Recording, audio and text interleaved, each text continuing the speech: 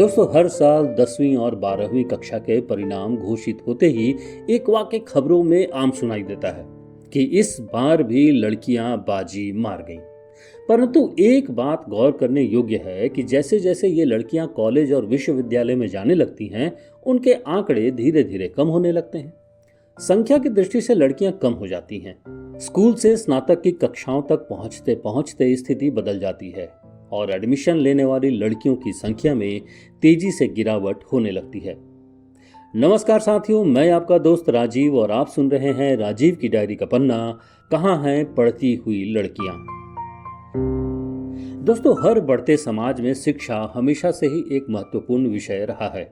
अगर हम इतिहास पे गौर करें तो हम पाते हैं कि धार्मिक, सैद्धांतिक, मान्यतागत रूप से हम शुरू से ही नारी को पूज्य मानते आ रहे हैं, लेकिन हमने उसके सारे काम को घर की चारदीवारी के अंदर ही सीमित कर दिया, जिससे उनकी पढ़ाई लिखाई पर कम ही ध्यान दिया गया। हाल में ही शिक्षा मंत्रालय ने अपनी पहली ग्रामीण भारत की प्राथमिक शिक्षा की स्थिति पर रिपोर्ट जारी की।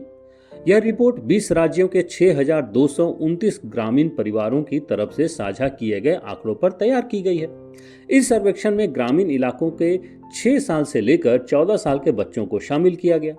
सर्वे में शामिल 6,229 ग्रामीण परिवारों में से 6,135 में स्कूल जाने वाले स्टूडेंट थे।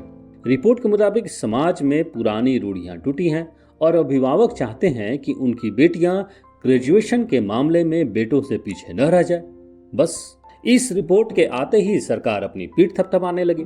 लेकिन ध्यान रहे, ऐसा लोग चाहते हैं कि उनकी लड़कियां शिक्षा प्राप्त करें और उनकी चाहत को पूरा करने के लिए बुनियादी इंफ्रास्ट्रक्चर का होना पहली शर्त है। लेकिन चाहने और हकीकत में वैसा ही अंतर है जैसा कि भारत और इंडिया में और सीताराम और जय श्री राम में है। बाकी तो आप समझ ही रहे होंगे। सर्वेक्षण में दिए गए ये आंकड़े भारत में बालिका शिक्षा को लेकर बदलते नजरियों को उजागर करते हैं। लेकिन अगर देखा जाए तो आज भी देश की आधी आबादी को शिक्षित करने और आर्थिक रूप से आत्मनिर्भर बनाने की राह में तमाम चुनौतियां हैं। बच्चियों की पढ़ाई की राह इतनी आसान आज भी नहीं है। इसी सर्वेक्षण में यह भी बताया गया कि प्राइमरी स्कूल की शिक्षा पूरी करने के बाद लगभग 75% लड़कों और 65% लड़कियों ने स्कूल छोड़ा था, जो साफ तौर पर जाहिर करता है कि प्राथमिक स्तर पर लड़कियों का पढ़ाई छोड़ने का अनुपात लड़कों की तुलना में ज्यादा है। शिक्षा विशेषज्ञों की माने तो आज भी भारत के कई गांव ऐसे हैं जहां उच्च शिक्षा के लिए स्कूल या कॉलेज ही नहीं है। हमारे देश की शिक्षा की फिलहाल जो हालात हैं, उसे हर हाल में बदतर ही कहा जाएगा। ग्रामीण क्षेत्रों में हालत और भी भयानक है। इस मामले में सबसे खराब स्थिति लड़कियों की शिक्षा को लेकर है। बेटी पढ़ाओ बेटी बचाओ जैसे नारे गांव तक तो पहुंच गए, लेकिन शिक्षा आज भी नहीं पहुंची, क्योंकि सरकारी जनता नारा लगाने में ही खुश है। पढ़ाई की फिक्र कौन करे? और बच्चियों की पढ़ाई का स्तर क्या है, इसे और एक सर्वे की रिपोर्ट से समझा जा सकता है। भारत के ग्रामीण विकास मंत्रालय द्वारा जारी एक रिपोर्ट से ये पता चलता है कि वर्तमान में भारत के करीब 6.57% गांवों में ही वरिष्ठ माध्यमिक कक्षा 11वीं और 12वीं यानी हायर एजुकेशन के लिए स्कूल हैं। देश के केवल 11% गांवों में ही 9वीं और 10वीं की पढ़ाई के लिए हाई स्कूल है।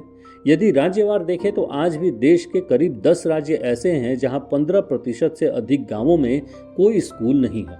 गांव में उच्च शैक्षिक संस्थानों की कमी के कारण माता पिता बालिकाओं को बुनियादी शिक्षा के लिए स्कूल में भर्ती ही नहीं करते।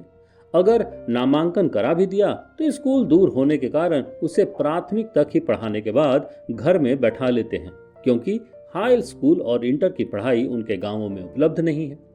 शिक्षा में समानता का अधिकार बताने वाले देश के आंकड़े वास्तव में कुछ और ही बयान करते हैं। जहां एक तरफ शिक्षा के क्षेत्र में उन्नत समाज की प्रगति का संकेत देती है, वहीं लड़कियों की लड़कों की तुलना में कम संख्या हमारे समाज पर प्रश्न चिन्ह भी लगाती है। वास्तव में शायद आजाद देश की नारी शिक्षा के लिए आज भी पूरी तरह से आजाद नहीं है।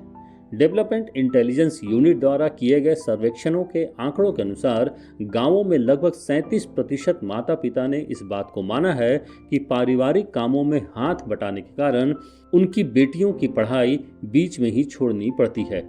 साथ ही 21.1% अभिभावकों ने यह भी माना है कि लड़की परिवार की घरेलू जिम्मेदारियों में अहम भूमिका निभाती हैं। माँ के काम करने, बीमार रहने, छोटे भाई बहनों की देखभाल करने की जिम्मेदारी के कारण बेटियां अपनी पढ़ाई बीच में ही छोड़ देती हैं और इसके बाद समाज अपनी बच्चियों को महानता की मूरत, देवी और पता नहीं क्या क्या का उपनाम दे देता है, लेकिन पढ़ाई नहीं करवा पाता। तब तक दोस्तों आप हमें बताइए कि क्या सच में हमारे देश में लड़कियां पढ़ाई के मामले में आजाद हैं या अभी भी आजादी लेने की लाइन में खड़ी हैं? आपके हिसाब से लड़कियां शिक्षा क्यों नहीं ले पा रही हैं और लड़कियों के लिए शिक्षा क्यों जरूरी है?